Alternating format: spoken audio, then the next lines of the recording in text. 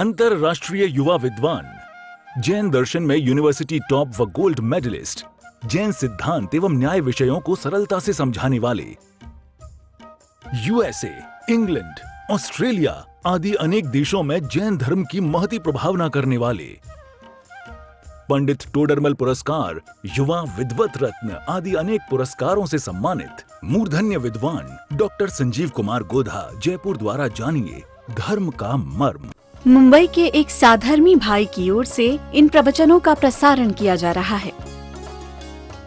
हरिहंत सिद्ध सूरी उपाध्याय साधु सर्व अर्थ के प्रकाशी मांगलिक उपकारी है। तिनको स्वरूप जाने राग ते भई जो भक्ति काय को नमाई स्तुति को उचारी है। धन्य धन्य तिन ही ते काज सब आज भाए कर जोड़े बारे बारे वंदना हमारी है। मंगल कल्याण सुख ऐसो हम चाहत है। ओ मेरी ऐसी दशा जैसी तुम धारी है। ओ मेरी ऐसी दशा जैसी तुम धारी है। ओ मेरी ऐसी दशा जैसी तुम धारी है। हे जिनेंद्र देव, आज तक तो मेरी ऐसी दशा हो रही थी जिसके कारण संसार में परिभ्रमण हो रहा था, जिसे जनवाणी माँ ने कहा कि भाई इस दशा का नाम है आश्रम, और हो मेरी ऐसी दशा उसके मार्ग का नाम है संवर। जब संवर होता है तो ऐसी दशा प्रकट होने लगती है जिस दशा से मुक्ति नजदीक हो। ये संवर प्रकट करने की विधि यहाँ बतला रहे थे कि कहा भाई सुन, तू गुप्ती का पालन कर, तू समिति का पालन कर, धर्म अनुप्रेक्षाओं का चिंतन कर। और चिंतन करते करते, क्योंकि वो जो चिंतन है वो चिंतन व्यवहार से संवर है, और निश्चय से वो चिंतन रुक जाने पर जो निर्विकल्प दशा होती है वो निश्चय से संवर है। ये संवर के संदर्भ में काफ़ी बातें कल यहाँ हुई। परिशह जय की चर्चा की। देखो, परिशह सह और परिशह जय, सहना यद्यपि हो सकता है कहीं कहीं अपने यहाँ जनागम में भी सह शब्द का प्रयोग किया हो, परिशोड़व्याह परिशह, सहने की बात कही हो, लेकिन भाव इतना है कि जब सहना होता है तो बर्दाश्त करने वाली बात होती है, अंदर की वेदना झलकती है। अरे साहब मैं सह रहा हूँ मतलब सहन कर रहा हूँ, नहीं जानता हूँ, भुगत रहा हूँ। सहने में भुगतना होता है। और जब हम ये कहते हैं कि जीत रहे हैं तो इसका मतलब भुगत नहीं रहे, वो सहज होता है, वो सहज होता है।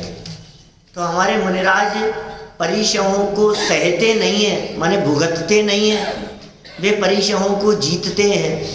इसका मतलब सर्दी गर्मी की परिस्थिति हो या भूख प्यास की परिस्थिति हो, आहार न मिलने की स्थिति हो, चाहे कांटे चुभ रहे हों चाहे मच्छर काट रहे हों, उस परिस्थिति को जबरन नहीं सहते, वे उस परिस्थिति को जीतते हैं। और किसके आधार पर जीतते हैं कि अपने संवरमय परिणामों के आधार पर जीतते हैं। माने उसको जीतने का आधार कुछ तो होगा ना, कुछ तो अवलंबन होगा ही। आखिर कैसे जीतेंगे उसे? तो जीतने के लिए कुछ ना कुछ तो बेस चाहिए, अवलंबन चाहिए। उनकी दृष्टि, उनका ध्यान यदि बाहर में नहीं जाता है तो इसका मतलब कहीं ना कहीं तो लगा हुआ है। भाई अंदर का आनंद ही ऐसा होता है कि वो आनंद आने पर बाहर में होती हुई तकलीफ और कष्ट दिखाई नहीं देते।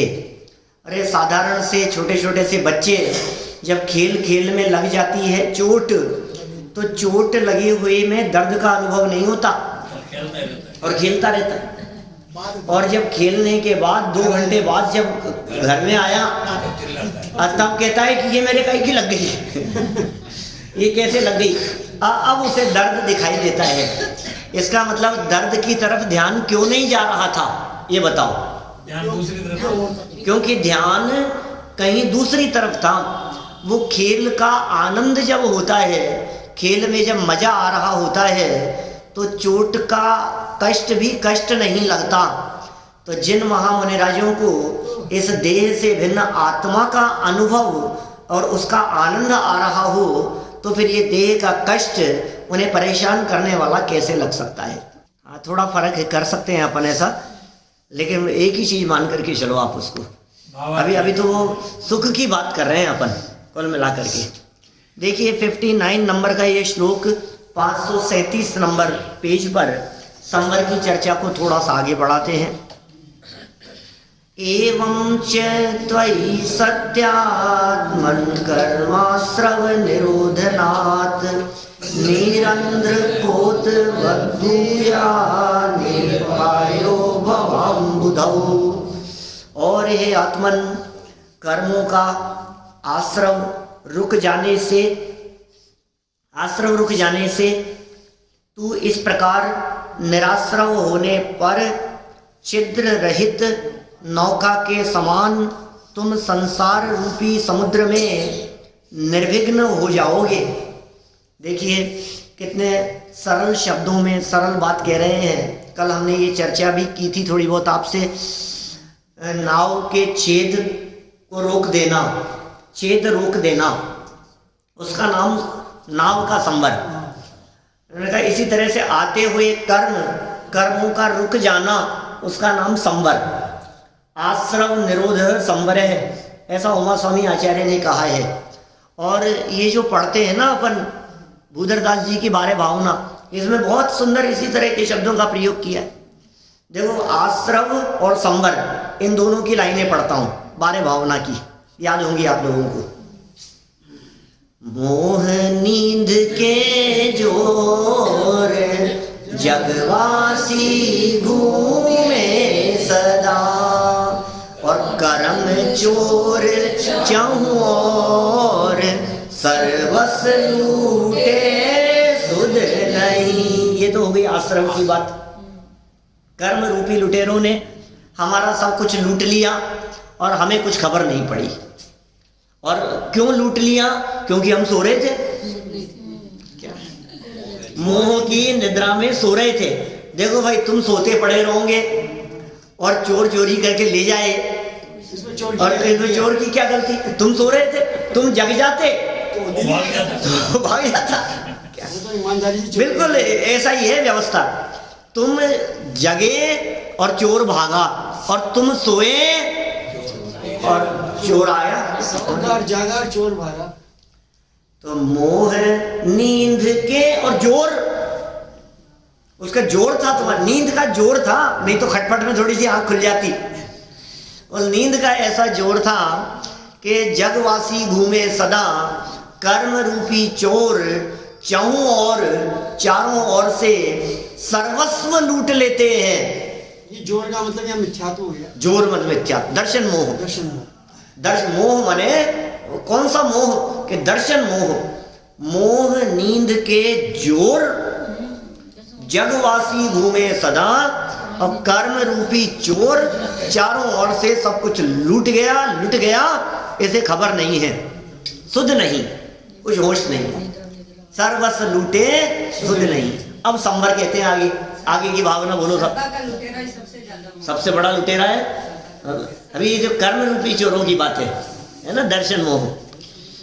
सतगुरु दे जगाए मोह नींद जब उपदेश में, तब कछु नहीं उपाय कर्म चोर आवत रुके। कितना सुंदर कह दिया। सतगुरु दे सतगुरु दे ये जगाए। सतगुरु जगाए भाई साहब आपको आकर के, तब जाकर के काम चलेगा। सतगुरु, सत्य स्वरूप की जिन्हें खबर है, ऐसे गुरु की बात है। जिन्हें सत्य की खबर नहीं हो, वे सतगुरु कैसे? उस पे चलते हैं बहुत, सतगुरु के नाम से। दाढ़ी वाले बाबा देखे होंगे कभी आपने, बहुत देखे। वो सतगुरु है और बाकी सब कुगुरु है। नहीं भाई, ऐसा नहीं है। सत्य की जिसे खबर है, सत्य स्वरूप आत्मा की जिसे खबर है, सत्य वस्तु का स्वरूप है, उसकी पहचान और पकड़ जिसे है, वो सतगुरु। ऐसे सतगुरु के द्वारा जगाए जाने की, जगा क्यों रहे हो कि सोया था ना मोह की नींद में, इसलिए जगाने की बात कह रहे। ये सोए थे अनादि से हम मोह की गहर में। देखो बहुत सुंदर लाइनें हैं वो भी, मेरे ख्याल से उनका लवण वालों का भजन है, रमेश जी का।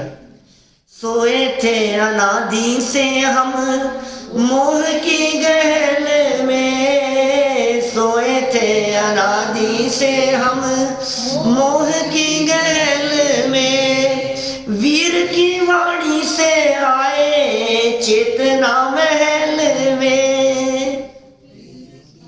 वीर की वाणी से आए चेतना महल में, आज ये समझ में आया हो, आज ये समझ में आया, जग है बेगाना निज पद पाना, जिनवर की वाणी से हमने ये जाना, सबसे सरल है निज पद पाना। और बहुत सुंदर लाइनें हैं आगे। अपनी निधि को भूला दुखी संसारी, ये संसारी प्राणी अपनी निधि को तो भूल गया है और जड़ निधि को अपनी समझ रहा है। अपनी निधि को भूला दुखी संसारी, और पता है क्या हुआ, प्रभु से पदार्थ मांगे भक्त बन भिखारी। अपनी निधि को तो भूल गया, अपने वैभव को तो भूल गया, अपनी संपदा की तो खबर नहीं है, और प्रभु से जाकर के पदार्थ मांग रहा है। और क्या मांग रहा है, कुछ ना कुछ धन संपत्ति वैभव को मांग रहा है। कि कौन, भक्त नहीं है तो भिखारी, और बन करके आया है भक्त। बदल गया, क्या है तो भिखारी और वेश बना करके आया है भक्त का।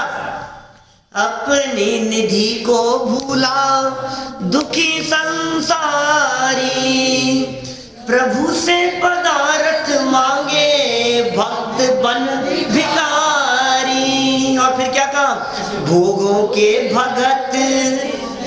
तू किसका भक्त है, महावीर भगवान का? तू पार्श्वनाथ भगवान का भक्त है कि आदिनाथ भगवान का? अरे तू तो भोगों का भक्त है। भोगों के भगत शिवपुर कैसे होगा जाना, निज पद पाना। और गुरु ने ये यहाँ की लाइन, ये बतलाना है यहाँ। गुरु ने बताया मार्ग सीधा में सपाट रे। गुरुदेव ने बतलाया मार्ग, वीतरागी संतों ने बतलाया मार्ग। भगवान महावीर स्वामी की वाणी में आया, ये दिगंबर संतों का ये मार्ग बिल्कुल सीधा सरल सा मार्ग है। पर के प्रति अपनेपन को तोड़ और अपने वैभव और अपनी निधि को देख, कितना सरल मार्ग है। गुरु ने बताया मार्ग सीधा में सपाट रे। गुरु ने बताया मार्ग सीधा में सपाट रे। तेरी उपयोग परिणति खा जावे गुलाट रे। क्या हमारी जो उपयोग है, जो परिणति है, संत समझा रहे हैं, वीतरागी संत यहाँ बतला रहे हैं। इनके द्वारा बतलाया गया रास्ता, इनके द्वारा बतलाया गया मार्ग सुनते सुनते ही मेरा जो उपयोग था ये गुलाट खा जाता है, बदल जाता है उपयोग, इधर का उधर हो जाता है। हाँ, ये नहीं, गुलाट खा जाता है मैंने उससे विपरीत उल्टा चला जाता है। अभी इधर खा जाए तो मार्ग सही मिल जाए। फिर क्या कहा आगे, बहुत मार्मिक लाइन है। इसी रास्ते से होगा शिवपुर जाना। क्या कितना सुंदर मार्ग बतला रहे हैं ये गुरुओं का बतलाया हुआ मार्ग, कि भाई सुन, हम तो कहाँ चल रहे थे, वो गुजरदास जी की लाइनों में, सतगुरु दे ये जगाए, सतगुरु ने जगा करके जगाया। तो और क्या हुआ, सतगुरु ने जगाया और मोह की निद्रा थोड़ी सी उपशमित हुई, थोड़ा सा खुलने का काल आ गया। सतगुरु वीतरागी संतों ने जब जगाया, ज्ञानियों ने जब जगाया, सतगुरु दे ये जगाए, मोह नींद जब उपशमे, दब जाए, थोड़ी मंद हो जावे, तब कछु बने ही उपाय। तब कोई उपाय बनने का चांस आ गया, तब कोई अवसर अच्छा आ गया, तब कछु बने ही उपाय। कि क्या उपाय बनेगा, कि कर्म रूपी चोर आवत रुके, कर्म चोर आवत रुके। याद होगी साहब, नीरज जी साहब, बारे भावना की लाइन बचपन से याद है। अब तो ये परंपरा होनी चाहिए घरों में ऐसी, बारे भावना का पाठ करो, मेरी भावना का पाठ करो, आलोचना पाठ मैंने कभी कभी बोलना चाहिए, संडे टू संडे, अष्टमी चतुर्दशी को बच्चों को लेकर के, जिससे ये शब्द उनके कानों में पड़े और जवान पर आए। तो जब कभी प्रवचनों में, आयोजनों में इस तरह से शब्द आए तो वो उनको फैमिलियर लगे, ऐसा लगे कि ये शब्द तो हमें पता है। तो समझ देखो आप, अभी सब बड़े लोगों को सबको पता है और बच्चों से पूछो तो उनको पता नहीं है। तो उसका कारण क्या है, कि हमारी कमजोरी, सब पाठ करते थे पहले। तो सतगुरु दे जगाए, मोह नींद जब उपशमे, तब कछु बने ही उपाय, कर्म चोर आवत रुके। ये आते हुए कर्म रूपी चोर रुक जावे, इनका रुक जाना, इसे कह दिया गया यहाँ पर संवर। सरलार्थ देखो, यही बात कह रहे हैं, हे आत्मन, जैसे नौका के भीतर जल आने का छिद्र बंद हो जाने पर नौका का जलाशय में डूबने का खतरा नहीं रहता। छिद्र बंद कर दिया तो जलाशय में नौका तैर रही है और छिद्र था जिसमें जल आ रहा था, उस छिद्र को यदि बंद कर दिया तो डूबने का खतरा नहीं रहता। वैसे ही आत्मा में कर्मों के आवागमन का द्वार बंद हो जाने से आत्मा को संसार सागर में डूबने का भय नहीं रहता। वाह, क्या सुंदर पंक्तियां कहते हैं, कितनी सुंदर बात कहते हैं भाई। ये डूब रही है तेरी नौका, और नौका शब्द का प्रयोग तो करते ही आत्मा के लिए। भगवान मेरी नैया,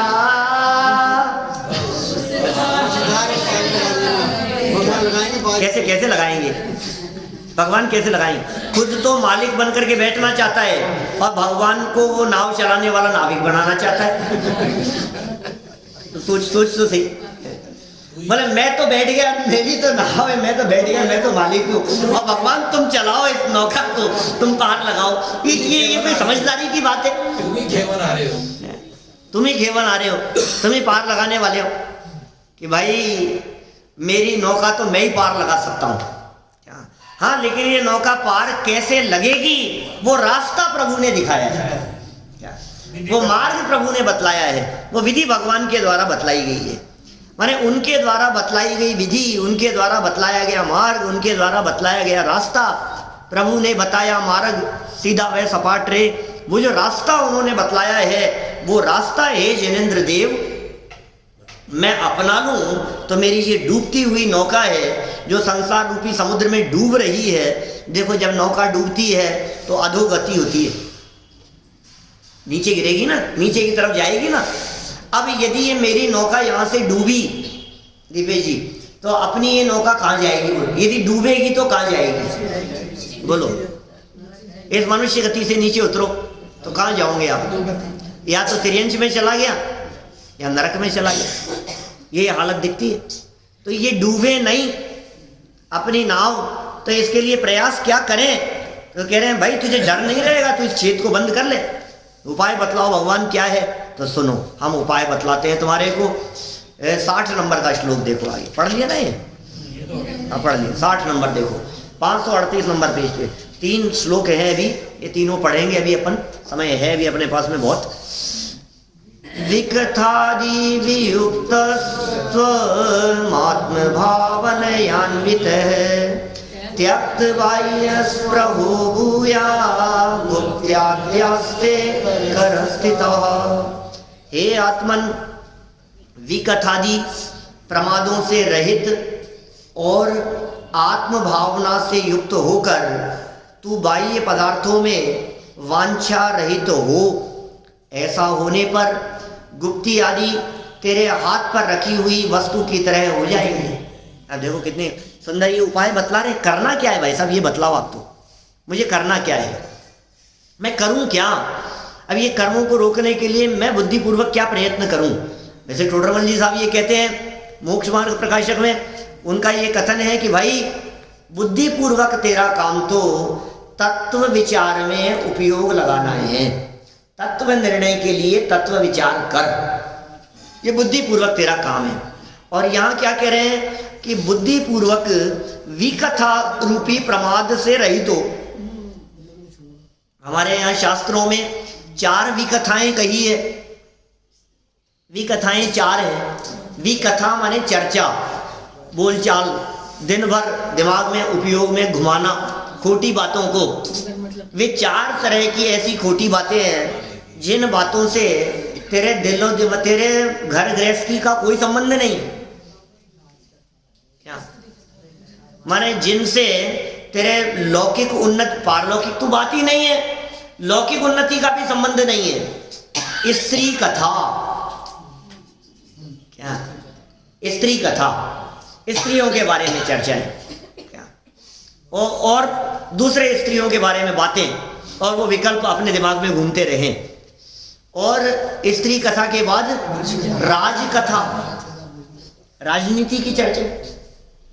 अब सारी राजनीति की चर्चा है, तुम्हारा क्या लेना देना है भाई साहब? सरकार किसकी बन रही है तो तुम्हारे घर में रोटियां उससे आएगी क्या? कुछ देगा तुम्हारे को? क्या लाभ मिलेगा तुम्हारे को, ये तो बतलाओ। लेकिन लगे साहब उस राज कथा में वहां का क्या हो रहा है, यहाँ का क्या हो रहा है, और राजस्थान की तो छोड़ो, बिहार में क्या हो रहा है, गुजरात में क्या हो रहा है, महाराष्ट्र में क्या हो रहा है, वहां किसकी सरकार है, वहां का तेरे से क्या लेना देना है, वहां से हमारे को क्या लेना देना है। और यहाँ तक भी ठीक, ये कहता है अमेरिका का कौन हो रहा है, वहां का राष्ट्रपति, वहां का चुनाव, वहां किसकी सरकार आएगी, वहां कौन होगा। अरे भाई तू इस राज कथा में क्यों उलझा है? ये व्यर्थ की कथाएं हैं, इसे भी कथा कहते हैं। स्त्री कथा, राज कथा और चोर कथा और भोजन कथा। भोजन कथा तो काम की है। भोजन कथा काम की नहीं है, भोजन करना काम का है। फिर लौकिक दृष्टि से भी कथा में क्या दम है बताओ? कथा करने से पेट नहीं भरेगा। चोरों की चर्चा, वहां ऐसा हो गया, इसके ऐसा हो गया, उनके यहाँ ऐसा हो गया, उसने ऐसा कर लिया, तुम्हें पता है उसके बारे में, दूसरों की चर्चाएं, ये भी कथाएं हैं। सुबह उठते ही पहले न्यूज़पेपर खोलते ही भी कथा चालू हो जाती है। टीवी के चैनल देखते हुए अब उसका क्या होगा, वो उससे शादी करेगी कि नहीं, वो उसके साथ भाग जाएगी, उसका ऐसा हो जाएगा, इसका ऐसा हो जाएगा। यार तो टीवी देखता देखता ये भी कथा कर रहा है, दिमाग में घुमा रहा है, और फिर इतने में फोन आ जाता है अपने पियर से, तो फिर वो तुम देखा था क्या सीरियल उसमें क्या हुआ था फिर अब बहन का फोन आ जाए, भौजाई का फोन आ जाए, तो वो यही बातें चलती रहती है। ये भी कथाओं में चलता है। क्यों साहब, जैन साहब सही कह रहा हूँ ना? फोन अंगेज रहता है। तो ये स्त्री कथा, राज कथा, राजनीति की चर्चाएं, खेलों की चर्चाएं, पूरे दुनिया भर में कहाँ कौन खेल, कौन सी टीम आ रही है, कौन सा क्या, तुम्हारे लौकिक जीवन से कोई संबंध नहीं है। सही बतलाओ।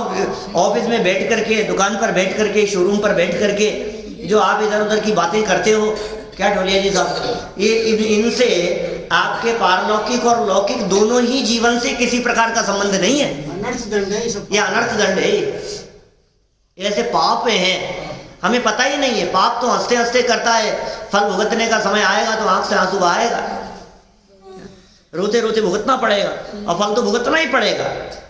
मुंबई के एक साधर्मी भाई की ओर से इन प्रवचनों का प्रसारण किया जा रहा है।